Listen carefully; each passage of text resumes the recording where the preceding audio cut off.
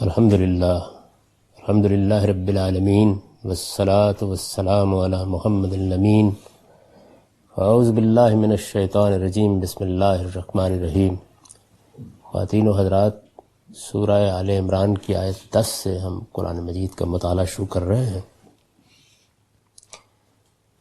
اس سے اوپر تمہید کی چند آیات تھیں جن میں یہ بات واضح کر دی گئی کہ یہ قرآن کس نوعیت کی کتاب ہے، لوگوں کا اس کے بارے میں کیا رویہ ہو سکتا ہے، اور اللہ تعالیٰ جس دن سب کو جمع کرنے والا ہے اس دن کیا معاملہ ہوگا. اور خاتمہ اس جملے پر ہوا تھا کہ ان اللہ لا یخلف المیعاد، اللہ نے اپنے بندوں سے جو وعدے کر رکھے ہیں وہ ان کی کبھی خلاف ورزی نہیں کرے گا.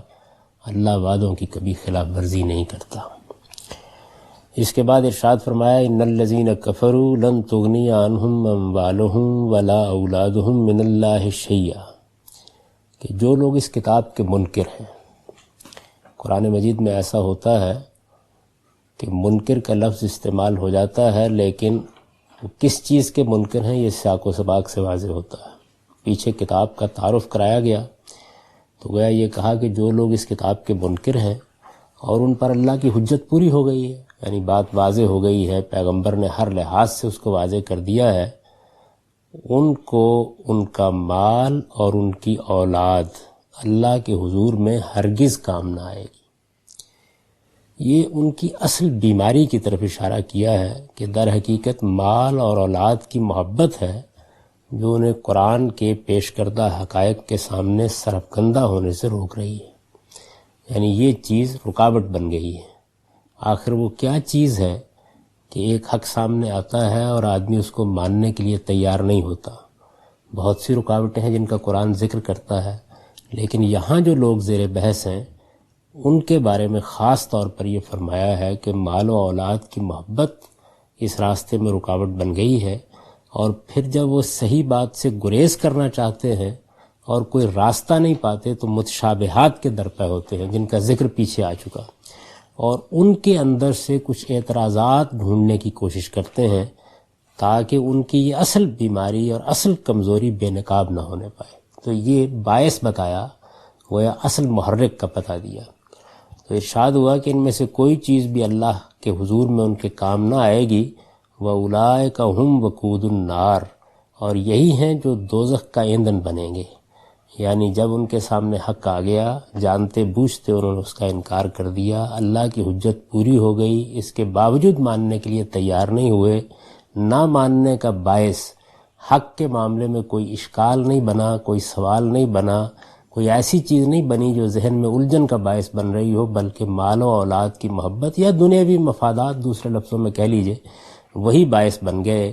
اور پھر وہ مقابلے میں کھڑے ہو گئے، اور مقابلے میں بھی اس طرح کھڑے نہیں ہوئے کہ سیدھی بات کریں، بلکہ متشابہات کے درپے ہو کر اعتراضات ڈھونڈنا شروع کیے تاکہ کسی نہ کسی طریقے سے قرآن کی دعوت سے گریز کا راستہ نکال لیا جائے. تو فرمایا کہ یہی دوزخ کا ایندھن بنیں گے. کداب آل فرعون، ان کا معاملہ وہی ہے جو اس سے پہلے فرعونیوں کا ہوا، والذین من قبلہم، اور جو ان سے پہلے لوگوں کا ہوا. یعنی یہ کوئی نئی داستان یہاں نہیں پیش کر رہے، بلکہ اس سے پہلے سیدنا موسیٰ علیہ السلام کی بعثت ہوئی تو جو رویہ فرعون نے اور اس کے لاؤ لشکر نے اختیار کیا، اس کے اعیان و اکابر نے اختیار کیا، اور جو اس سے پہلے پیغمبر آئے ان کی قوموں نے اختیار کیا، انہوں نے انہی کی داستان دہرا دی. وہی رویے، وہی مفادات کی اسیری، اسی طریقے کا انکار، اسی طرح سے حق کے واضح ہو جانے کے باوجود اس سے گریز. کذبوا بآیاتنا، کہ یہ جو لوگ تھے فرعون، ان سے پہلے کی قومیں، انہوں نے ہماری آیتوں کو جھٹلا دیا تھا. فأخذهم اللہ بذنوبہم، تو اللہ نے ان کو ان کے گناہوں کی پاداش میں، یعنی جو جرم انہوں نے کیے تھے ان کی پاداش میں پکڑ لیا تھا. واللہ شدید العقاب، اور اللہ سخت سزا دینے والا ہے، سخت پکڑنے والا ہے. قل للذین کفروا ستغلبون وتحشرون الی جہنم، فرمایا کہ ان منکروں سے آپ صاف صاف طریقے سے کہہ دیجئے کہ ان قریب تم بھی اسی طرح مغلوب ہو جاؤ گے جس طریقے سے اللہ تعالیٰ نے اس سے پہلی قوموں کی طرف اپنے پیغمبر بھیجے اور وہ مغلوب ہو گئیں. اللہ کے پیغمبروں کو آخری غلبہ حاصل ہوا، اس طرح تم بھی عنقریب مغلوب ہو جاؤ گے۔ اوپر یہ فرمایا تھا کہ اللہ تعالیٰ شدید العقاب ہے، یعنی جو سزا تمہیں دی جائے گی یہ اس کا بدلہ ہے جو کچھ تم نے عمل کیا، ایک یہ بات کہی تھی۔ اور یہ دوسری بات یہ کہی تھی کہ اللہ تعالیٰ کے ایک طبعی قانون ہے جس کے تحت نتیجے نکلتے ہیں، اسی طریقے سے اللہ کا اخلاقی قانون جب روبہ عمل ہوگا تو اس کا بھی نتیجہ نکلے گا۔ فرق صرف یہ ہے کہ آخری دن مقرر کر دیا گیا ہے جس میں اخلاقی قانون کے نتیجے نکلیں گے، یہ نتیجہ مؤخر ہو گیا ہے۔ طبعی قانون کے نتیجے فوراً نکل آتے ہیں، دنیائی میں ظاہر ہو جاتے ہیں، تو انسان اس کو مانتا ہے اور اس کا انکار کرتا ہے۔ تو اب یہ بات فرمائی گئی کہ چونکہ اللہ کے پیغمبر کی بعثت ہو گئی ہے تو ان منکروں سے یہ کہہ دو کہ تمہارے ساتھ تو معاملہ اسی دنیا میں ہو جانا ہے۔ ستغلبون وتحشرون الی جہنم، جس طرح سے فرعونی مغلوب ہوئے، جس طرح سے ان سے پہلے کی قومیں مغلوب ہوئیں، اسی طرح تم بھی عنقریب مغلوب ہو جاؤ گے اور اس کے بعد دوزخ کی طرف ہانکے جاؤ گے۔ وبئس المہاد، اور وہ کیا ہی برا ٹھکانہ ہے۔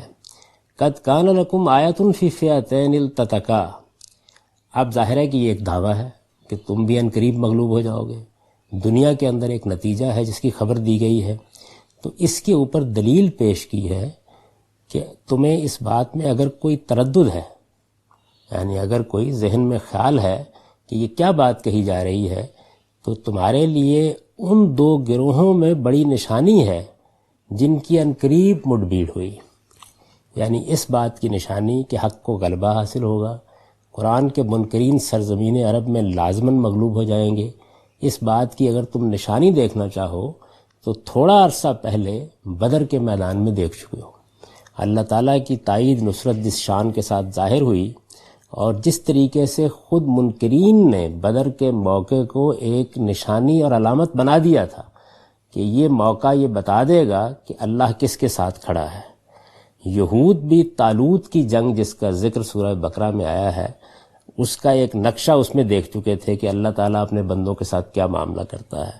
اور یوحنا عارف کے مکاشفے میں رسول اللہ صلی اللہ علیہ وسلم کی جو پیشین گوئی انجیل میں نقل ہوئی ہے، اس میں ایک جنگ کی پوری تصویر ہے، اور قریش نے جس طرح کہ میں نے عرض کیا اس کو خود حق و باطل کا فیصلہ قرار دے دیا تھا۔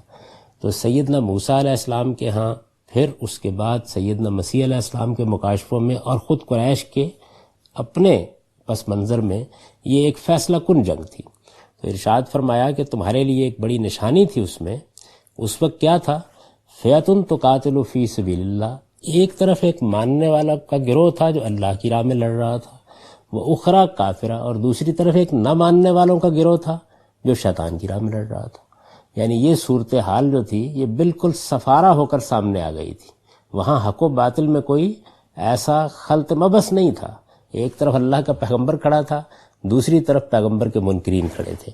تو اس وجہ سے دونوں گروہوں کے بارے میں بتا دیا کہ دونوں کون تھے اور کس طرح لڑ رہے تھے۔ اب یہ اس کی تصویر کھینچی ہے۔ یرونہم مثلہم رائے العین، بدر کے میدان میں وہ ماننے والوں کو کھلم کھلا اپنے سے دگنا دیکھ رہے تھے، یعنی اپنی آنکھوں سے۔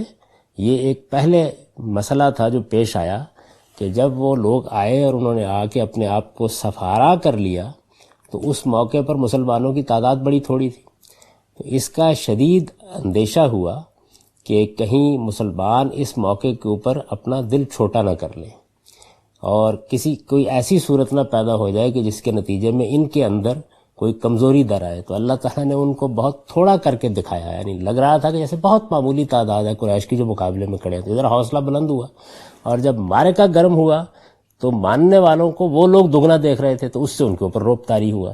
تو یہ فرمایا کہ اس طریقے سے پہلے ہی مرحلے میں ہماری نصرت تمہارے سامنے آئی، اور بدر کے میدان میں وہ لوگ جو شیطان کی راہ میں لڑ رہے تھے وہ ماننے والوں کو کھلم کھلا اپنے سے دگنا دیکھ رہے تھے۔ واللہ یؤید بنصرہ من یشاء، حقیقت یہ ہے کہ اللہ جس کی چاہتا ہے اسی طرح اپنی تائید سے مدد فرماتا ہے، یعنی اللہ جب فیصلہ کر لیتا ہے کہ اسے اپنے بندوں کی مدد کرنی ہے تو وہ اسی طریقے سے مدد کرتا ہے۔ ان فی ذلک لعبرۃ لأولی الابصار، اس میں ان کے لیے یقیناً بڑی بصیرت ہے جو آنکھوں والے ہوں۔ یہ قرآن جگہ جگہ کہتا ہے کہ آنکھیں کھولو گے، چیزوں پر غور کرو گے، ایک چیز اگر تمہارے سامنے آتی ہے تو اس کے پیچھے دیکھو گے، اپنے مفادات کی اسیری سے نکلو گے تو پھر تمہیں عبرت بھی حاصل ہوگی اور بصیرت بھی حاصل ہوگی۔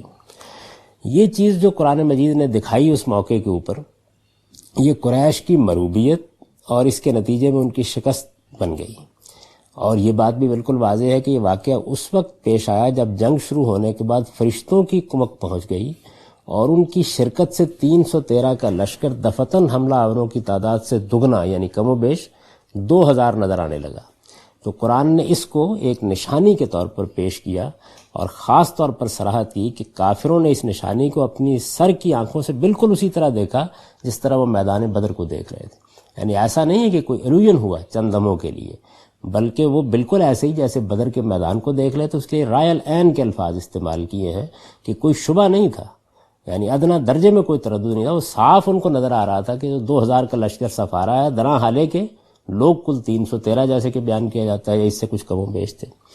تو سورہ انفال میں بھی ایک واقعہ کا ذکر ہوا ہے جس میں یہ بیان کیا گیا ہے کہ دونوں لشکر ایک دوسرے کی نگاہ میں کم کر کے دکھائے گئے۔ وہ جنگ کے شروع ہونے سے پہلے کا واقعہ ہے اور اس کی مصلحت اللہ تعالیٰ نے وہاں یہ بیان کی ہے کہ ادھر ان کے لیے حوصلہ مندی کا باعث بنے، ادھر ان کے لیے لڑنے کی ترغیب بن جائے۔ لیکن جب بعد میں مارکا گرم ہوا تو پھر یہ اس واقعے کا ذکر ہے جس کو قرآن مجید نے یہاں بیان کیا۔ زُيِّنَ لِلنَّاسِ حُبُّ الشَّهَوَاتِ مِنَ النِّسَاءِ وَالْبَنِينَ۔ اب ظاہر ہے کہ یہ بات یہاں ختم ہوئی کہ جو اہل بصیرت ہیں ان کے لیے تو اس واقعے میں بڑی نشانی ہے، یعنی نشانی پیغمبر کی تعلیم میں بھی تھی، پیغمبر کی شخصیت میں بھی تھی، حقائق پر غور کرتے تو کوئی تردد نہ ہوتا۔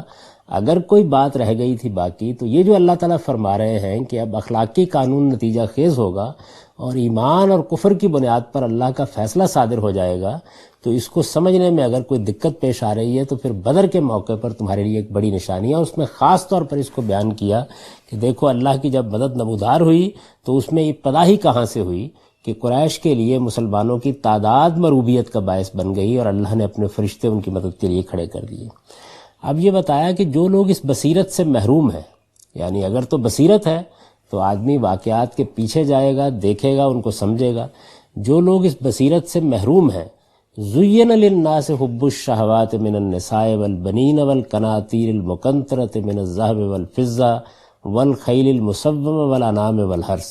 ان لوگوں کے لیے جو اس بصیرت سے محروم ہیں، دنیا کے مرغوبات، وہ چیزیں جو دنیا میں دل کو لبھانے کا باعث بنتی ہیں، عورتیں، بیٹے، سونے چاندی کے ڈھیر، نشان زدہ گھوڑے، اصیل گھوڑوں کو عام طور پر مختلف نشان لگا دیے جاتے تھے۔ یہ اب بھی رواج ہے، آپ نے اگر دیکھا ہوگا تو قدیم زمانے میں بھی عمدہ اور اصیل گھوڑوں کے لیے خصوصی نشان ایک ٹھپے کی صورت میں لگا دیا جاتا تھا۔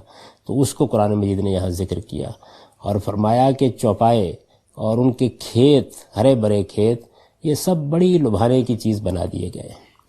یعنی مال، اولاد، زن اور فرزند، یہ جو سب چیزیں ہیں یہ اپنی جگہ انسان کے لیے بڑی رغبت رکھتی ہیں۔ یہاں ان چیزوں کو گنا ہے، ظاہر ہے کہ آج کے زمانے میں اگر انہی چیزوں کو گنوایا جاتا تو آج کے تمدن کے لحاظ سے گنوایا جاتا۔ ان لوگوں کے سامنے جو چیزیں تھیں وہ یہی تھیں، یعنی دنیا کے مرغوبات میں عورتیں تھیں، بیٹے تھے، سونے چاندی کے ڈھیر تھے، نشان زدہ گھوڑے تھے، ان کے چوپائے تھے، ان کے کھیت تھے۔ تو فرمایا کہ یہ سب چیزیں بڑی لبھانے کی چیز بنا دی گئی ہیں۔ تو یہ کوئی ان کی رغبت پر تبصرہ نہیں ہے، اس لیے کہ رغبت تو انسان کی فطرت کا تقاضا ہے، بلکہ لفظ تزئین استعمال کیا ہے اللہ تعالیٰ نے۔ تو تزئین کا مطلب کیا ہے؟ تزئین کا مطلب یہ ہے کہ کوئی چیز اس طرح آنکھوں میں کھپ جائے کہ آدمی اس کے اثر سے ہر چیز اسی کے رنگ میں دیکھنے لگ جائے، یہاں تک کہ اس سے الگ ہو کر اس کے لیے کسی چیز کو دیکھنا ممکن ہی نہ رہ جائے۔ وہ ہر چیز کو تولنے اور پرکھنے کے لیے اسی کو پیمانہ بنائے، اسی کو کسوٹی بنائے۔ کسی چیز کی رغبت کا اس درجے غلبہ یہ فاطر فطرت کے منشا کے خلاف ہے۔ اللہ نے جو انسان کی فطرت بنائی ہے تو اس میں ان چیزوں کی رغبت تو رکھی ہے، لیکن یہ رغبت اس سے آگے بڑھ کر چیزوں کے حق و باطل کا معیار بن جائے، کسوٹی بن جائے، آدمی دیکھے اسی زاویے سے، یعنی اس کے سامنے دنیا پرستی کے سوا اور کوئی معیار ہی باقی نہ رہے۔ یہ چیز ہے جس کو قرآن مجید یہاں لفظ تزئین سے ادا کرتا ہے۔ اس سے زندگی میں وہ بے اعتدالیاں ظہور میں آتی ہیں جو انسان کی فطرت اور شریعت کے جادہ مستقیم سے اس کو ہٹا دیتی ہیں۔ یعنی اصل میں یہ ہے وہ قابل اعتراض چیز، اور یہ ہے بھی ایک بیماری کی حالت جو بے بصیرتی، اللہ تعالیٰ کے حدود کے عدم احترام، یا دوسرے لفظوں میں کہیے کہ عدم تقویٰ سے پیدا ہوتی ہے۔ یعنی انسان کے اندر جب اللہ تعالیٰ کا کی طرف رجوع ختم ہو جاتا ہے اور اللہ تعالیٰ کی ذات کا احساس ختم ہو جاتا ہے تو پھر وہ حدود کا پابند نہیں رہتا. اس میں دخل اس کے نفس کو بھی ہوتا ہے، شیطان کو بھی ہوتا ہے. نفس جب اپنی چاہتوں میں فطری حدود سے آگے نکل جاتا ہے، پھر شیطان آتا ہے اور ان چاہتوں پر دل فریب ملمہ کرنا شروع کر دیتا ہے، تو آدمی کی نظر پھر ان سے ہٹ کر کسی اور چیز کی طرف نہیں جاتی. اس میں اگر آپ غور کریں جن مرغوبات کا ذکر کیا ہے تو اس میں پہلے اہل و عیال کا ذکر کیا ہے، اس لیے کہ محبت کے لحاظ سے سب سے اونچا مقام انہی کا ہے. دوسری چیزوں کی محبت اصلاً ان کی محبت کے تابع ہے، بلکہ غور کریں تو زیادہ تر انہی کے لیے ہے. اس کے بعد مال کا ذکر ہے، اور مال میں سونے کا ذکر اس کی گراں قیمتی کی وجہ سے دوسری چیزوں پر مقدم کر دیا ہے. سر و سامان کو لیا، اس میں سب سے پہلے گھوڑوں کا ذکر کیا، اس لیے کہ اہل عرب جو مخاطبین ہیں وہ زینت، فخر اور دفاع تینوں کے نقطہ نظر سے گھوڑے کو سب سے زیادہ اہمیت دیتے تھے. اس کے بعد چوپایوں کا ذکر ہے. اس کی وجہ یہ ہے کہ تمدن کے ظہور سے پہلے بدویت کے دور میں معاش کا انحصار تمام تر انہی پر تھا. آخر میں کھیتی اور باغ کا ذکر ہے، اس لیے کہ ان کی اہمیت تمدن کے دور میں داخل ہونے کے بعد شروع ہوئی، جب انسان نے شہروں اور دیہاتوں کی رہائش اختیار کی. تو مخاطبین جو ہیں وہ جس تمدن میں کھڑے ہیں ان میں جس ترتیب سے چیزیں اہمیت رکھتی ہیں اسی طرح قرآن مجید نے ان کا ذکر کیا ہے. اور یہ ذکر کرنے کے بعد پھر لفظ تزیین استعمال کیا کہ یہ چیز ہے جو اصل میں لوگوں کے لیے ایک بہت بڑا مسئلہ بن گئی ہے. یعنی یہ چیزیں رغبت تو رکھتی ہیں اور فطری رغبت رکھتی ہیں، اور ان کی رغبت کو اللہ تعالیٰ نے خود انسان کی فطرت میں ودیت کیا، وہ ان کے لیے جدوجہد بھی کرتا ہے. لیکن یہ سب چیزیں اگر اس سے آگے بڑھ کر اس جگہ پہنچ جائیں جس کا میں نے ذکر کیا، تو پھر وہ چیزیں اللہ تعالیٰ کی راہ میں اور اللہ تعالیٰ کی نشانیوں میں بصیرت حاصل کرنے میں بھی رکاوٹ بن جاتی ہے. تو ارشاد ہوا کہ ذالک متاع الحیات الدنیا، اگر انسان غور کرے تو یہ سب دنیا کی زندگی کا سر و سامان ہے. واللہ عندہ حسن المآب، اور اچھا ٹھکانہ تو صرف اللہ پروردگار عالم ہی کے پاس ہے. یعنی دنیا کی زندگی کا جو سر و سامان ہے ظاہر ہے کہ خود بھی ناپائیدار ہے، اور وہ سب چیزیں جو دنیا میں ہیں وہ اپنی ذات کے اعتبار سے بالکل بے حقیقت ہیں. قیامت کے بعد جو خدا کی ابدی بادشاہی قائم ہونے والی ہے اس کے مقابلے میں اگر کوئی شخص اس کی لذتوں پر ریجھتا ہے، یعنی اس سے لذت اٹھانا اور چیز ہے، قدرت کے بنائے ہوئے دائرے میں اس سے فائدہ اٹھانا بھی اور چیز ہے، لیکن اس پر ریجھ جانا یہ سراسر حماقت ہے، یہ اس کو ابدی حقیقت سمجھنا ہے. یہ سارے معنی اگر غور کریں تو اس چھوٹے سے فکرے میں بیان ہو گئے ہیں. جو یہ کہا ہے نا کہ یہ تو دنیا کی متاع ہے، دنیا بجائے خود ایک عارضی چیز ہے اور پھر اس کی یہ متاع ہے. یہ تو ہو کہ اس سے انسان فائدہ اٹھائے، لیکن یہ نہیں ہونا چاہیے کہ وہ انہی کا اسیر ہو کر رہ جائے اور اس کی نگاہ اس سے اوپر اٹھے ہی نہیں. تو اب ارشاد فرمایا کہ کل انبئکم بخیر من ذالکم، ان سے کہو کہ میں تمہیں بتاؤں کہ ان چیزوں سے بہتر کیا ہے. یہ گویا قرآن مجید نے تمہید اٹھائی ہے کہ مخاطبین اپنا زاویہ نظر بدلیں، اپنی نگاہ کا زاویہ تبدیل کریں. یعنی دنیا کی چند روزہ زندگی کو اصل سمجھ کر گزارنے کی بجائے ذرا اس سے اوپر اٹھ کر بھی دیکھیں. وہ جو بعد میں آنے والی زندگی ہے جہاں ایک ابدی اور لازوال زندگی ہوگی اور اس کی نعمتیں ان کی منتظر ہوں گی، ایک نظر اس پر بھی ڈالیں.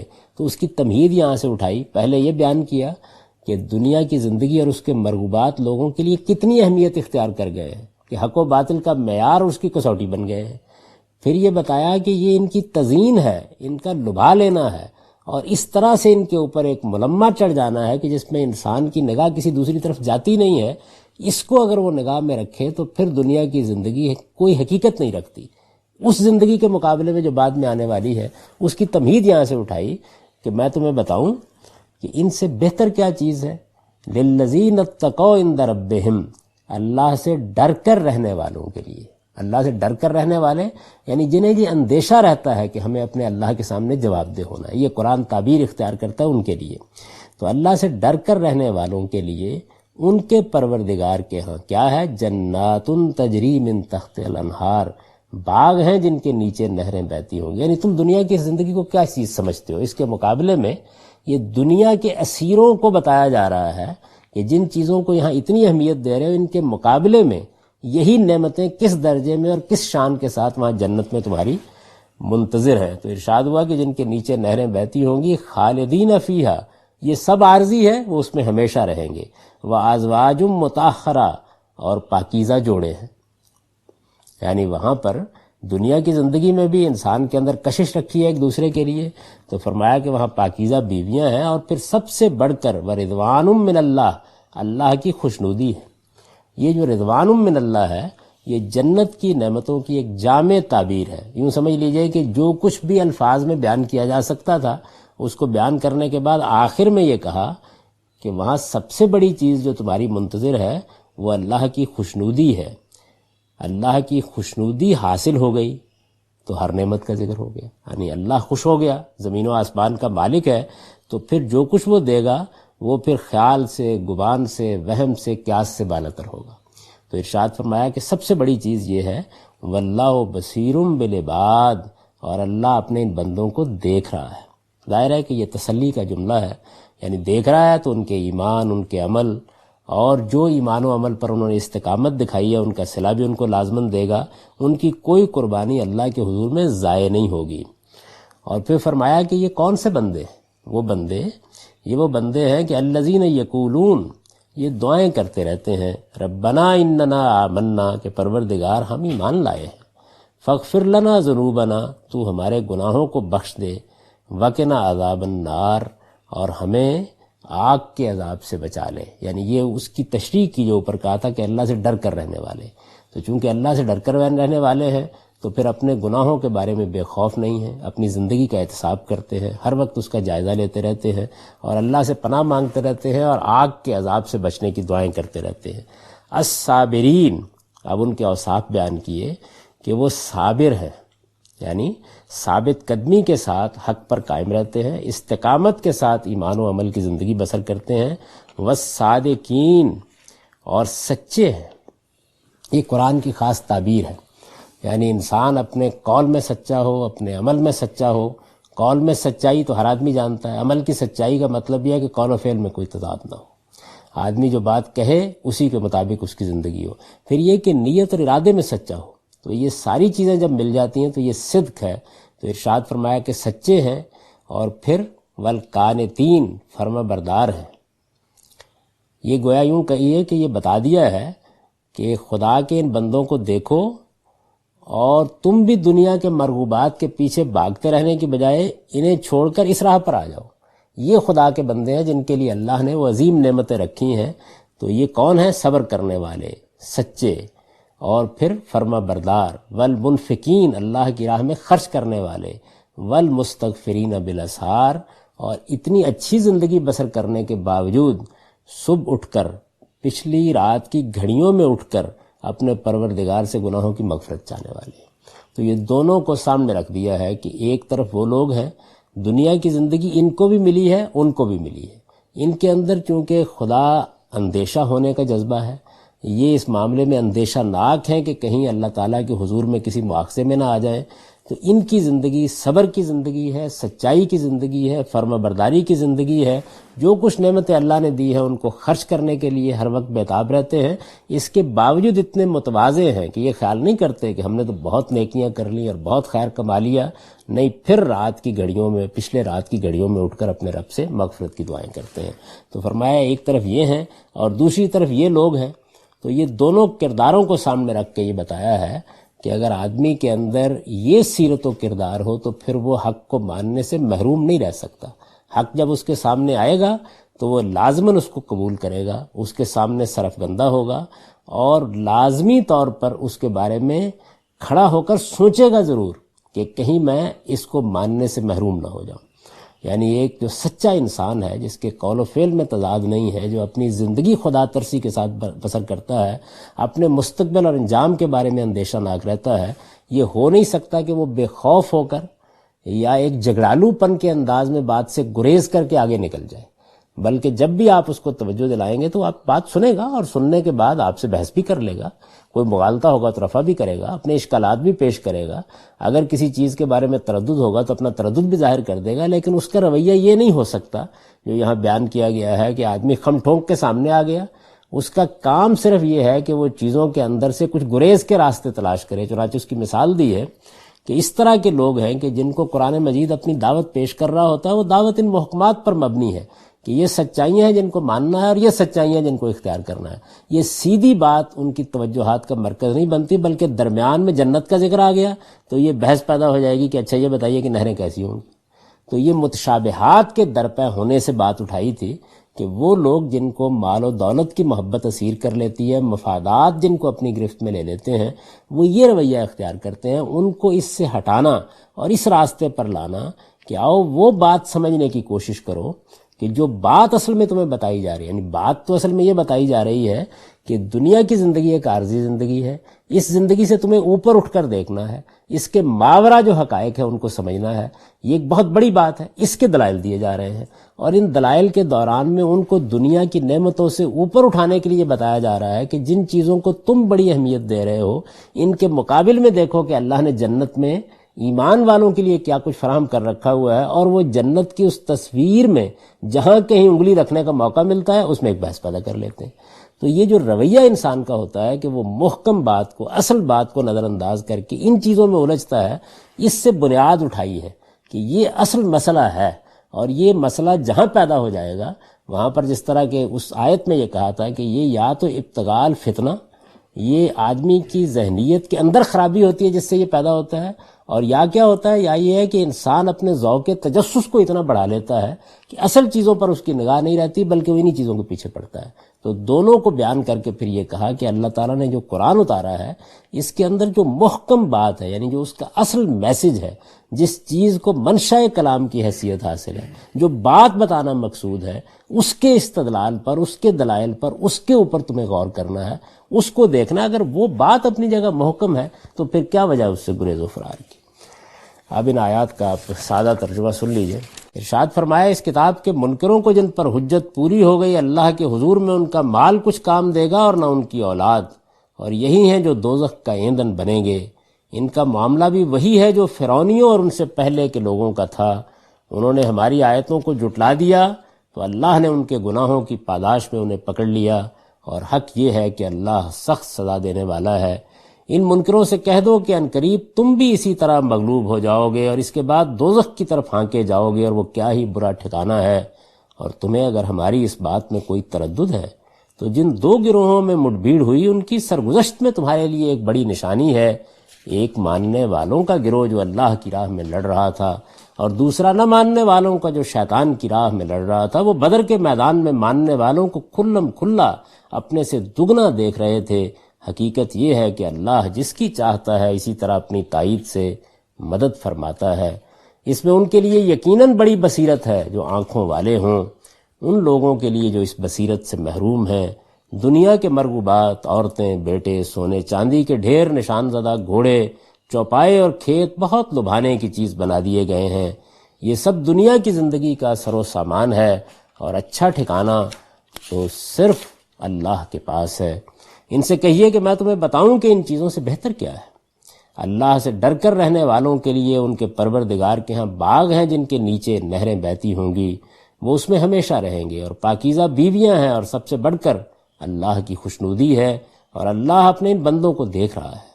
یہ جو دعائیں کرتے ہیں کہ پروردگار ہم ایمان لائے ہیں سو تو ہمارے گناہ بخش دے اور ہمیں دوزخ کے عذاب سے بچا لے، یہ صبر کرنے والے، سچے، فرما بردار، اللہ کی راہ میں خرچ کرنے والے، اور پچھلی رات کی گھڑیوں میں اٹھ کر اپنے گناہوں کی مغفرت چاہنے والے. اقول قولی ھذا واستغفر اللہ لی.